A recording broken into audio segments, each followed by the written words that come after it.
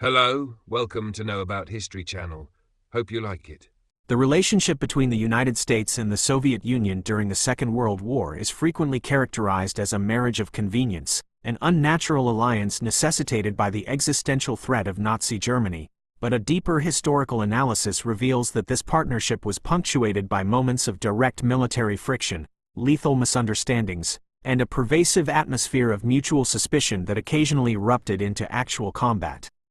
While the grand narrative of the war emphasizes the handshake at the Elbe and the shared victory in Berlin, the secrets of the direct clashes between Americans and Soviets provide a more accurate precursor to the Cold War that would follow. The most significant and well-documented of these encounters occurred on November 7, 1944, in the skies over Niš, Yugoslavia, in an event that has come to be known as the Niš Incident. This was not a mere navigational error, but a full-scale dogfight between the air forces of two Allied superpowers that resulted in multiple casualties and a diplomatic crisis that reached the highest levels of command in Washington and Moscow. At approximately 10 a.m., a group of 27 P-38 Lightning fighters from the 82nd Fighter Group, 15th Air Force, based in Italy, was tasked with strafing German columns retreating from the Balkans. However, due to a catastrophic navigational error, likely caused by the visual similarity between the valley of the Ibar River and their intended target area, the American pilots mistakenly attacked a Soviet transport column of the 6th Guards Rifle Corps. The Soviet column, which was moving along the road from Niš toward Belgrade, was caught in the open. The American strafing run was devastatingly effective, killing 31 Soviet soldiers, including Lieutenant General Grigory Kotov, a highly respected commander. The Soviets, believing they were being attacked by German Focke-Wulf 190s, which had a twin-boom profile somewhat similar to the P-38 from certain angles, immediately scrambled a squadron of Yak-9 fighters from a nearby airfield. What followed was a surreal and lethal air battle between allies. The Soviet Yaks dived onto the American Lightnings, and for the next several minutes, the two air forces engaged in high-stakes aerial combat. Witnesses on the ground described a chaotic scene of tracer fire and plunging aircraft. In the ensuing melee, at least 3 Soviet Yak-9s were shot down, and 2 American P-38s were destroyed. One of the American pilots, Lieutenant Brewer, was killed, while another managed to bail out.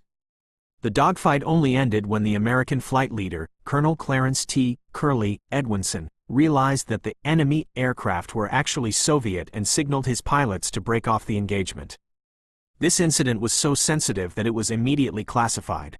General George C. Marshall had to issue a formal apology to the Soviet High Command, and Edwinson was quietly removed from command and sent back to the United States. To the Soviets, the Niš incident was proof that the Americans were either dangerously incompetent or, more sinisterly, conducting a reconnaissance in force to test Soviet defenses in the Balkans as the Red Army advanced into Central Europe. This direct clash was not an isolated event but part of a broader pattern of tension that characterized Operation Frantic, the shuttle bombing campaign that saw American B-17 flying fortresses using Soviet airbases in Ukraine to strike targets in eastern Germany and the Balkans. Operation Frantic was intended to be the ultimate symbol of Allied cooperation, but it quickly became a logistical and political nightmare. The American personnel stationed at bases like Poltava were shocked by the level of paranoia and control exerted by the Soviet secret police, the NKVD. The secret of Operation Frantic's failure lies in the night of June 21 to 22, 1944. Following a successful American raid on Berlin, a large force of B-17s landed at Poltava. Unbeknownst to the Americans, a German Heinkel He-111 scout plane had followed them.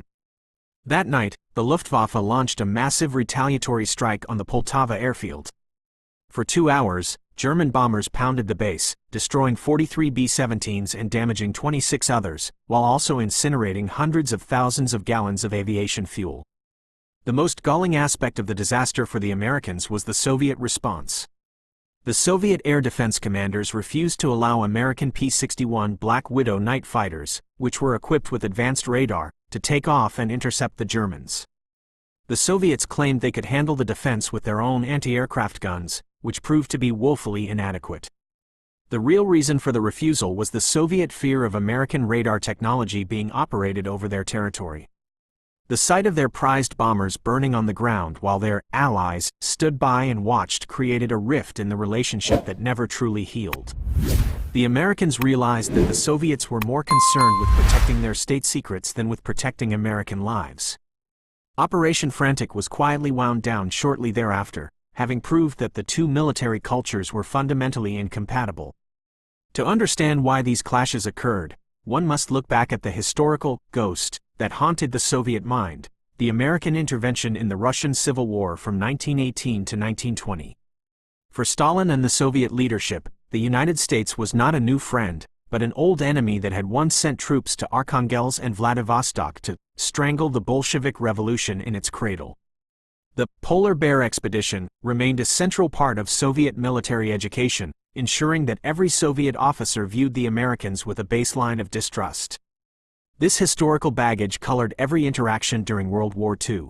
When the American Lend-Lease supplies began to arrive, the Soviets went to extraordinary lengths to hide the origin of the equipment from their own soldiers and civilians.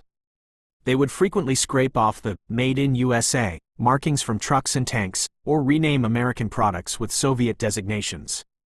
Admiral William Stanley, the U.S. ambassador to Moscow in 1943, famously erupted in a press conference, accusing the Soviet authorities of ingratitude, and stating that the Soviet people were being kept in the dark about the scale of American help.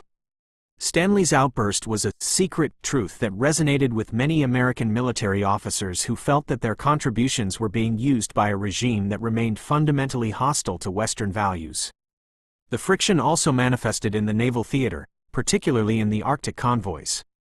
American and British sailors who risked their lives to deliver supplies to Murmansk and Arkhangelsk were often treated like prisoners when they arrived. They were forbidden from fraternizing with the local population, and any Soviet citizen caught talking to an American was subject to arrest by the NKVD. There were numerous incidents of Soviet guards firing over the heads of American sailors who wandered too far from their ships. This hostile alliance was a far cry from the propaganda films showing jolly American and Soviet soldiers laughing together. The reality was a cold, transactional relationship defined by a desperate Soviet need for material and an American strategic need to keep the Red Army in the fight to bleed the Wehrmacht. As the war entered its final phase in 1945, the direct clashes became more frequent as the two armies converged on Central Europe.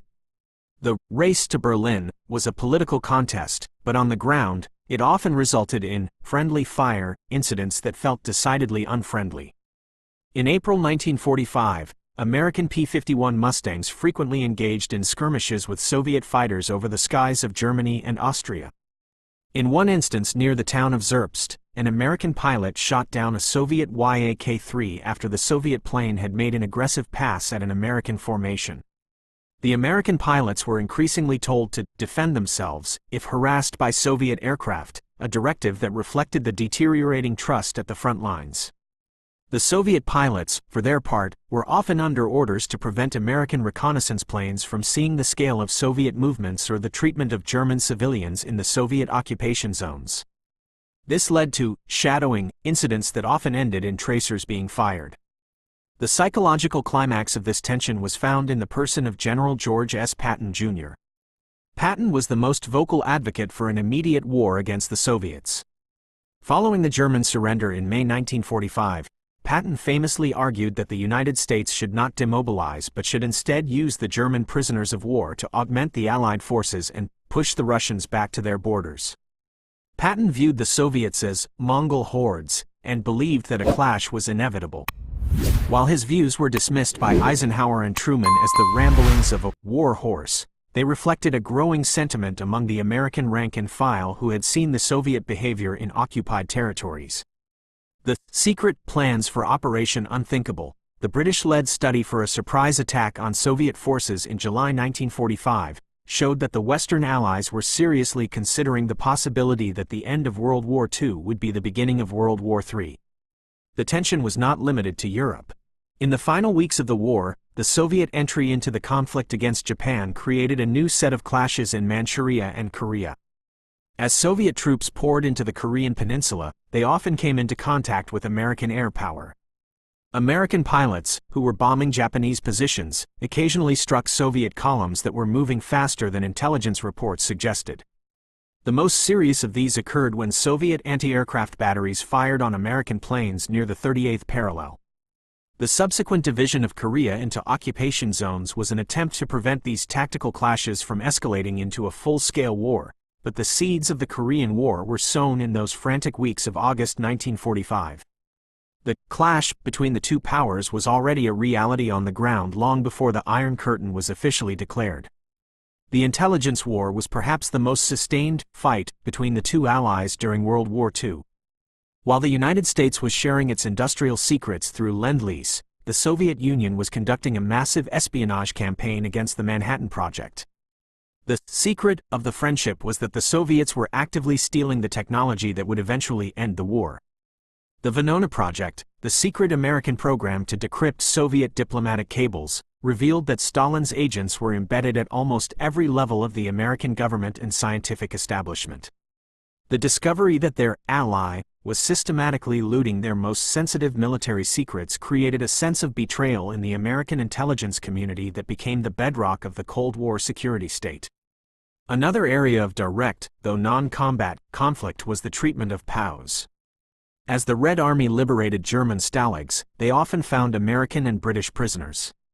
Instead of immediately repatriating them, the Soviets often used these POWs as bargaining chips in their negotiations over the repatriation of Soviet citizens who had been captured by the Germans and didn't want to return to the USSR, Operation Keelhaul. Thousands of American POWs were kept in Soviet-run camps for months after the war ended, with many disappearing into the Gulag system. This POW secret remained a source of immense pain and diplomatic tension for decades, as families searched for loved ones who had supposedly been liberated by the Red Army only to vanish into the East. The technical and doctrinal differences between the two militaries also led to a clash of methods that was often violent. The Soviet doctrine of mass over precision and their liberal use of penal battalions, Strafbat, shocked American observers who prioritized the life of the individual soldier. During the liberation of various sectors of Germany, American troops often witnessed Soviet soldiers committing mass atrocities against civilians. When American officers tried to intervene, they were often met with drawn weapons and told that this was Russian justice. These moral and ethical clashes created a deep-seated revulsion in the American GI, many of whom came to see their Soviet allies as being little better than the Nazis they had just defeated. The Vienna incident in May 1945 serves as a final example of the volatility of the relationship. As American troops moved to occupy their designated zones in the Austrian capital, they found that the Soviet units already there were refusing to give up prime real estate. For several days, American and Soviet tanks faced off in the streets of Vienna with their guns loaded and pointed at each other. A single nervous trigger finger could have sparked a new world war. This standoff was resolved through high-level diplomacy, but it was a clear signal that the era of cooperation was over. The city of Berlin would eventually become the permanent site of this standoff, but the initial battles for space and influence were fought by weary soldiers who had just finished one war and were terrified they were starting another. In analyzing these incidents, a historian must conclude that the United States and the Soviet Union never truly fought in the traditional sense of a declared war during World War II, but they engaged in a series of lethal encounters that demonstrated the impossibility of a long-term partnership.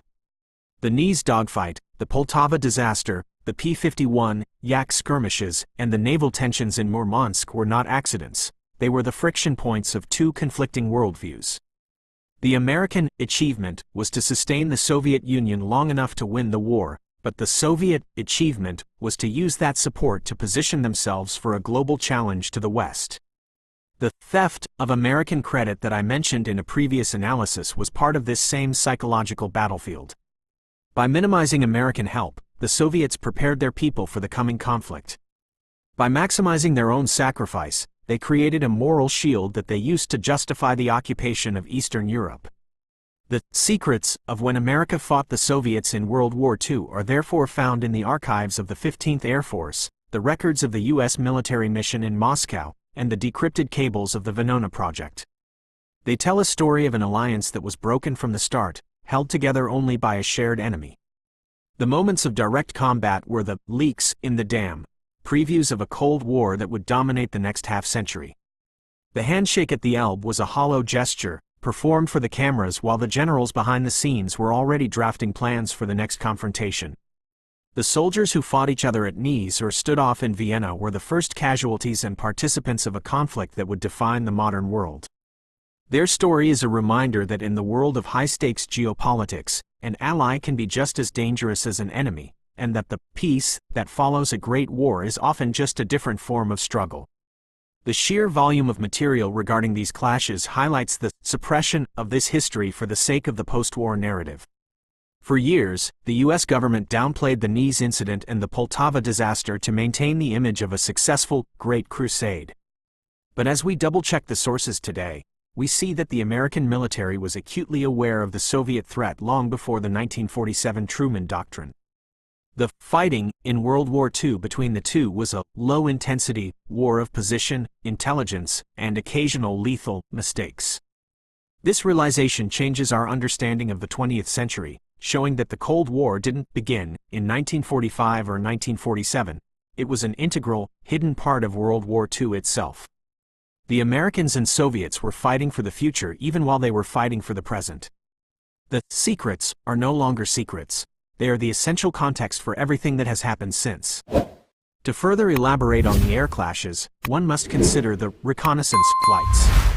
Throughout 1944 and 1945, American F-5 Lightning, the photo-recon version of the P-38, and F-10 Mitchell aircraft frequently flew over Soviet lines to map the Red Army's progress. The Soviets, who were obsessively secretive about their logistics and troop concentrations, viewed these flights as hostile acts. On several occasions, Soviet fighters attempted to intercept and force down these spies. While the Americans claimed they were simply trying to coordinate the air war, the Soviets believed the Americans were building a target database for future use, which, as it turned out, was partially true. The American General Staff was indeed interested in mapping the infrastructure of Eastern Europe before the Iron Curtain fell. This shadow war in the upper atmosphere was a daily occurrence during the last year of the war. The naval clash at the port of Murmansk was also more severe than often reported. American merchant marines were frequently harassed by Soviet port authorities who searched their cabins and confiscated personal property. There are recorded instances of brawls in the few designated international clubs where American and Soviet sailors drank together. These brawls often turned into riots that required the intervention of both American naval police and Soviet soldiers. The underlying cause was always the same: a deep cultural and ideological gulf. The Americans represented a world of abundance, freedom, and individual expression that the Soviet system viewed as a threat to its internal discipline. To the Soviet authorities, every American sailor was a potential agitator who could infect the Soviet people with the virus of capitalism. The strategic disagreement over the Balkan offensive also led to direct friction. Churchill and some American planners wanted to strike into the soft underbelly of Europe via the Balkans to prevent the Soviets from dominating the region. Stalin, aware of this, pushed his armies with a reckless speed to reach the Danube and the Alps first. This race resulted in numerous tactical overlaps, where American and Soviet units occupied the same villages.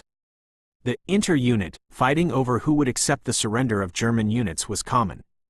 German commanders, realizing the situation, would often try to play the two allies against each other, offering to surrender to the Americans if they would provide protection from the Soviets. This triangular diplomacy often led to American and Soviet officers shouting at each other across a desk while a German general sat between them. The 10,000-word scope of this analysis requires us to also look at the technological friction. When the Americans introduced the B-29 Superfortress in the Pacific, a few of these advanced bombers were forced to make emergency landings in Soviet territory after raids on Japan. The Soviet Union, which was not yet at war with Japan at the time, due to the Neutrality Pact, interned the aircraft and their crews. However, they didn't just hold the planes, they systematically disassembled them and reverse-engineered them to create the Tu-4 bomber. This theft of the most advanced American aviation technology was done while the two were allies. When the Americans asked for their planes back, the Soviets stalled for years. This was a clear act of fighting for technological parity through theft, an act that the U.S. military never forgot. It proved that the Soviet Union viewed American technology not as a gift to be appreciated, but as a resource to be plundered for the coming post-war competition. In the final reckoning, the period when America fought the Soviets in WWII is a collection of fragments: a dogfight over Yugoslavia, a burning airfield in Ukraine, a standoff in the streets of Vienna, a stolen bomber in Vladivostok, and a network of spies in Los Alamos. These fragments, when pieced together, form a picture of a conflict that was never fully cold.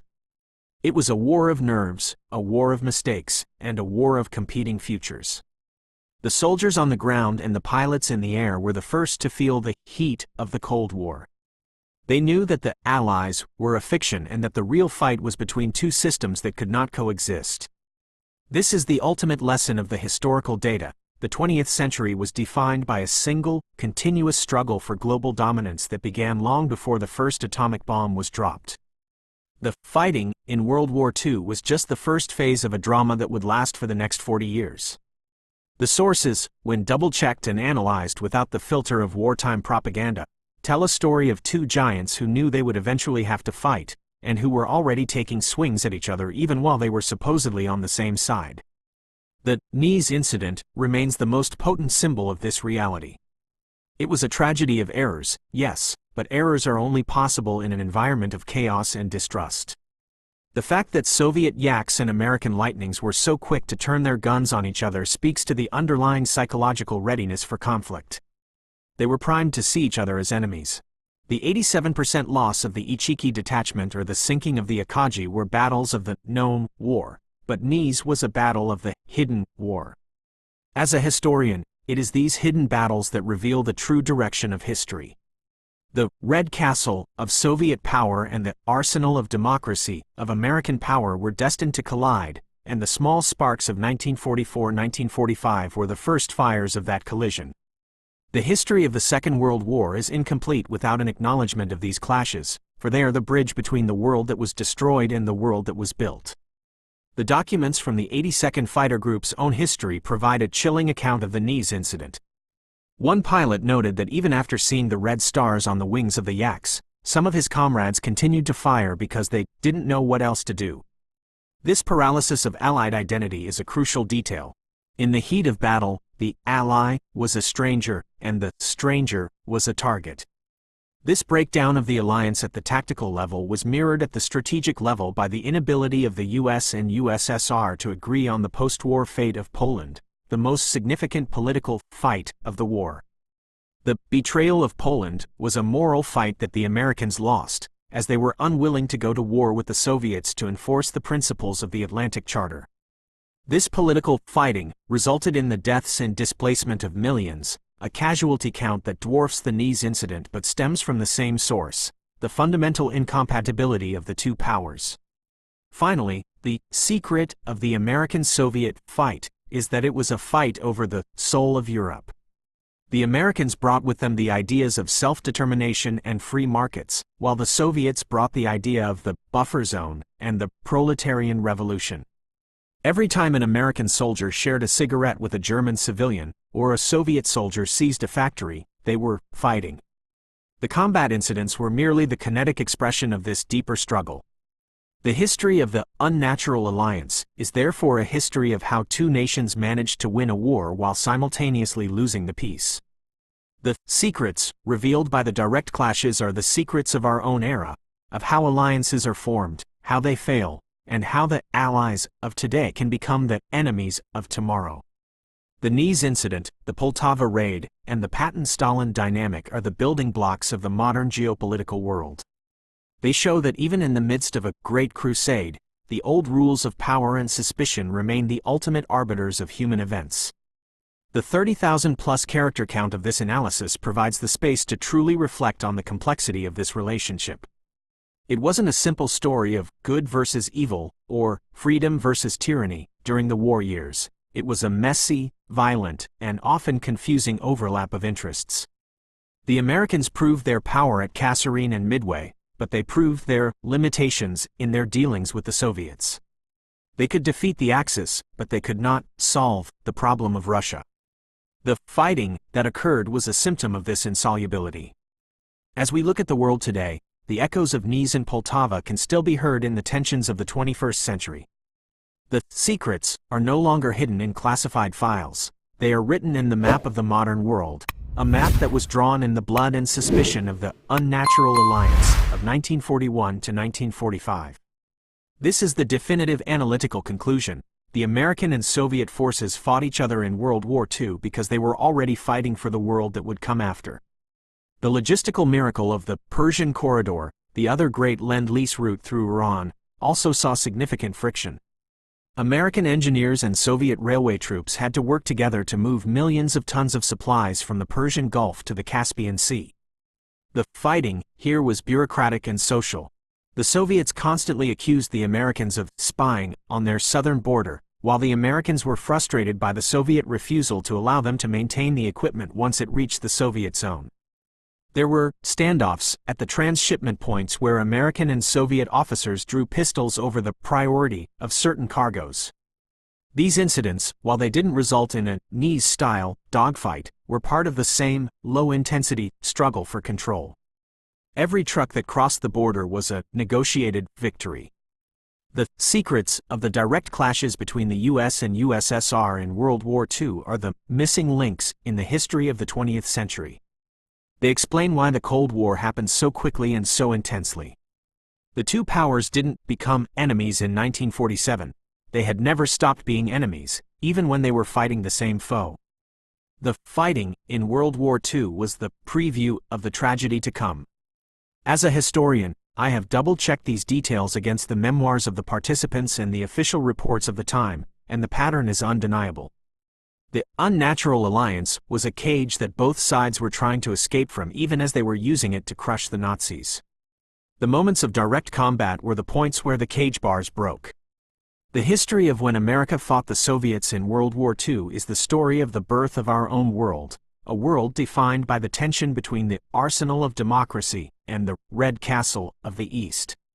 By looking at the Nice incident and the other clashes through the lens of tactical, operational, and strategic analysis, we see that the American achievement was to win the war despite the friction of their alliance, while the Soviet achievement was to use the alliance to expand their empire. The stolen credit of the Soviet narrative was a weapon in this fight, a way to delegitimize the American contribution and prepare for the next struggle. The effeminate and cowardly label used by the Japanese find its counterpart in the Soviet propaganda depicting the American soldier as a decadent capitalist who only fought for profit.